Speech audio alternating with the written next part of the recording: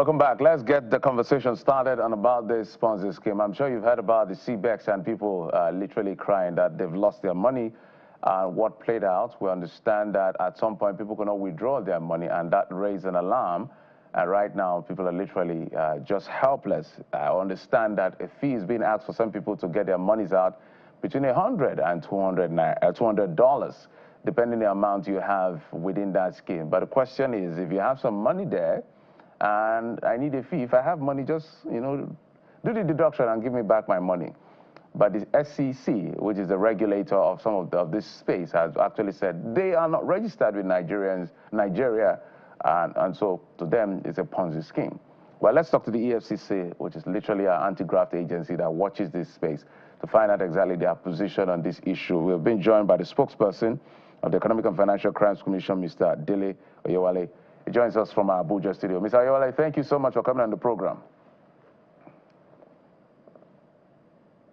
Thank you so much. Thank you for having me on the program. Okay, let me start with asking you, have you been receiving calls? Have you been receiving concerns? What exactly has been the situation as far as your office is concerned with this latest crash of CBEX, as they call it, or the Ponzi scheme as they refer to it?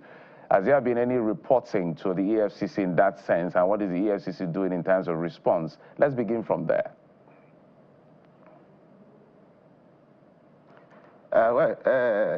Expectedly, we've been receiving quite a number of calls from, Nigerians from all walks of life, from the media, from some of the victims, and from those who are not yet victims and who want to be properly educated about what can be done, to avoid this kind of thing. So you should expect that people will be calling from all parts of the country, trying to figure out what the Commission is doing, whether there is any remedy anywhere, and whether there will be any punitive action that the Commission would take, maybe against those actors, or possibly even some of the victims. So we have been having calls. What is the response officially now? What are you doing? If you've been getting calls, are you swinging into action? Are you investigating to ensure people get redressed, the ones that have been swindled now, as it seems? Well, we were not waiting for Nigerians to call us before we started our work. Of course, we have been working. We were not beaten by what actually happened. Our dragnet is wide. Our intelligence is very effective. And we were tracking that digital trading platform. We were tracking it. We profiled quite a number of things concerning, the platform. You will recall that March 11 this year, the executive chairman of the EFCC, Mr. Olukoyede, had cause to instruct us to alert Nigerians about 58 Ponzi scheme companies. We came out with a list. So that showed that we are proactive and we have our hands on what is happening. So concerning this investing, we were on it. It's not that we didn't know. And, we've been alerting Nigerians about ways and means how to separate themselves from this kind of shenanigans. So before the calls came, we were working. While the calls are coming, we are working. And even after the calls, we are still working. But the essential thing is that, of course, we are going to discuss some of the things that Nigerians should be looking out for, concerning this kind of investment schemes and all of that. But I can assure you that all of the profiling that we need to do, contacts that we need to make, some collaborative engagement that we need to make, we're already doing that. We're in contact with INTERPOL, we're in contact with many of our development partners, and Nigerians will know that the EFCC, as usual, is on top of the matter, and we are going to come out with very, very impressive reports. So the ISA 2025 law has, made it illegal for forex platforms, digital platforms, to operate without registration with the Securities and Exchange Commission. Surely that must also go some way to empower the EFCC to now go definitively after the, forex platforms, digital platforms who are trading without registration. And in fact, these Ponzi schemes as well. Please elaborate more on how that has empowered the Commission, to go after them. The Investment and Security Act 2025, the ISA as we know it, is a very, very important, well-conceived and responsive act of the government to check this kind of practice.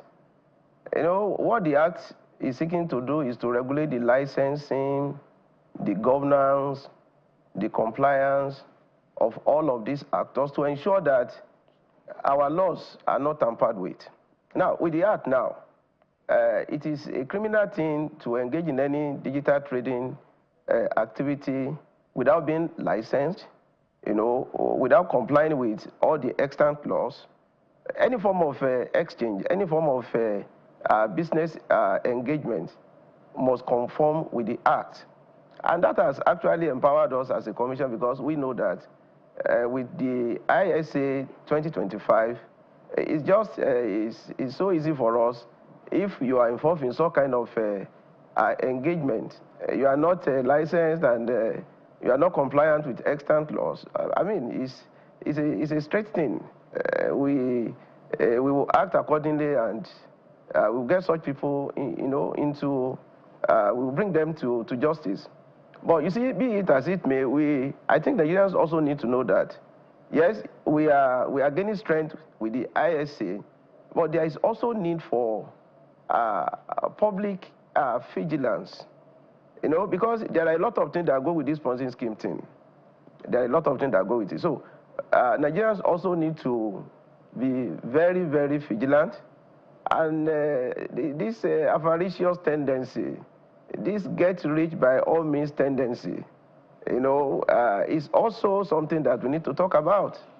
Because it is not enough for anyone to say that, okay, I have this, and if you try to come along, we are going to offer you this. There is need to critically look at some very basic indices, before you go into any investment or any business engagement. For example, the returns on investment that all of these Ponzi scheme people are parading, they are not only unrealistic, they are at variance with our laws, with the existing system in Nigeria. We know that every business concern, you declare your profit either quarterly, annually, or biannually, But if somebody says that, bring your money, I'm going to give you a return in 30 days, that is not realistic. It's just not pragmatic, Or somebody says that, okay, if you bring your money, we are going to give you 100% return on investment. That's not possible. Even we know that the prevailing interest rate in Nigeria is 27.5. So how will somebody give you 100% return on investment in 30 days? Come to think about it. So the ISA is very good, and of course we are working with it. And there are other laws. There are other laws that are involved in this matter. But the essential thing is that it is not too good for Nigerians to be falling victim to this kind of arrangement when we have a lot of enlightenment programs that we have been doing. A lot of things that we have been doing. You cannot say that, okay, I want to go into an investment without looking at certain framework and modalities. There are some legal frameworks, that really undergird whatever we do about investment.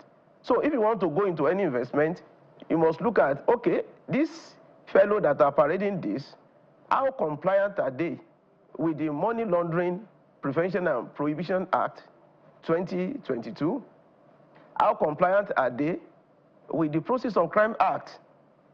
How compliant are they with the Terrorism Financing Act? Very, very important.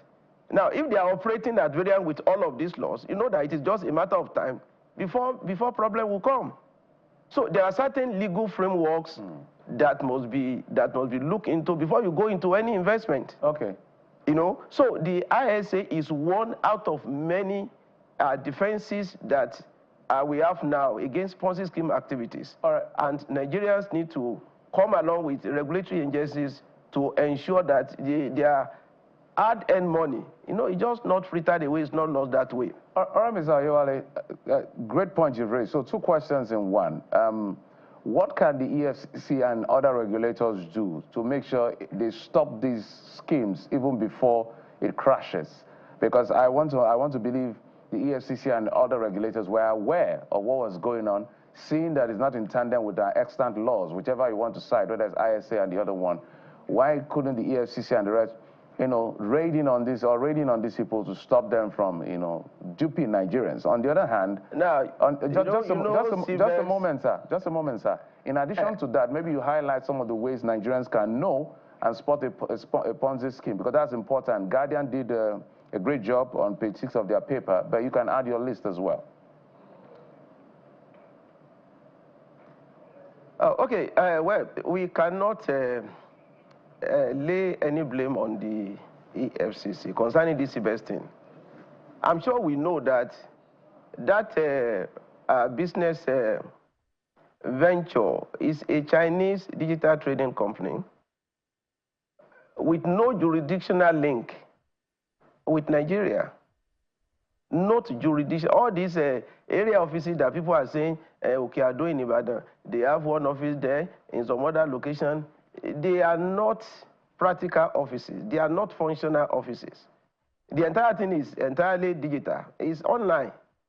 And it has no jurisdictional link of whatsoever with Nigeria. So something that has no jurisdictional link with us, and we have been warning Nigerians against all this kind of criminal engagement online. Now, so what will you expect the EFCC to do? We have given empowerment, we have given enlightenment, we have given public awareness, we have raised intelligence. You know, it is to the credit of the EFCC chairman that he came forward to say that there are 58 companies that Nigerians are patronizing, that they should no longer patronize. He came forward, he said, let the public know. And we brought it to the public domain. So if the commission is as proactive as that, then the rest is for the people concerned, you know, to be more vigilant and to ensure that they guide their investment in line with the information that is available. Just to put it in context, Mr. Ayewale, pardon me, the notice that was put out in March, which you referred to, didn't have CBEX or PCEX, because I know there are a couple of them. It didn't have it on that list. The ones you have on that list are Wellness, Kingdom, Capital, Bethsaida, and the rest. So when you say that, yes, the EFCC was proactive, absolutely for those ones, but CBEX was not here. So wouldn't it have been proactive to have put out a statement, a follow-up saying, well, we have identified, if indeed you did, CBEX. But my question is, most importantly, should the people forget about recovering their money since the EFCC doesn't have jurisdiction and maybe look onto God at this point now? You can answer both. No, certainly no. Certainly no. Certainly no. See, it would be very, very irresponsible and unprofessional of the EFCC to say that, oh, you have lost your money, you have lost your money, there is nothing the commission can do about it. No, certainly no. We're already working with INTERPOL, and we're already working with our international development agencies to ensure that these people are brought to book. Investors, they are going to get their money back. And we're already working on that. But everything I'm saying is that this kind of thing could have been averted. But be it as it may, it was not averted. We are not going to throw our hands out helplessly and say that, no, there's nothing the EFCC can do about it. No, no, no, no, no. We are more responsible, we are more professional than that. So we are ready, we have spread out our wings. We are talking to Interpol, we are talking to all the necessary agencies across the world to be able to bring all the actors, we are going to bring them to book. And investors, they are going to have their money back. It might not be in the short term, but I can assure you that the Commission, as the leading anti-corruption agency in Nigeria, is not going to allow investors to just lose their money like that and say that, no, because they are not compliant with this, no, no, no, no, no. Escapism, is not a solution to any problem. We are going to do our work. But I'm just saying that to avert future occurrence of this kind of thing, there are some things that Nigerians also need to pay attention to. But at least there is a shaft of light at the end of the tunnel.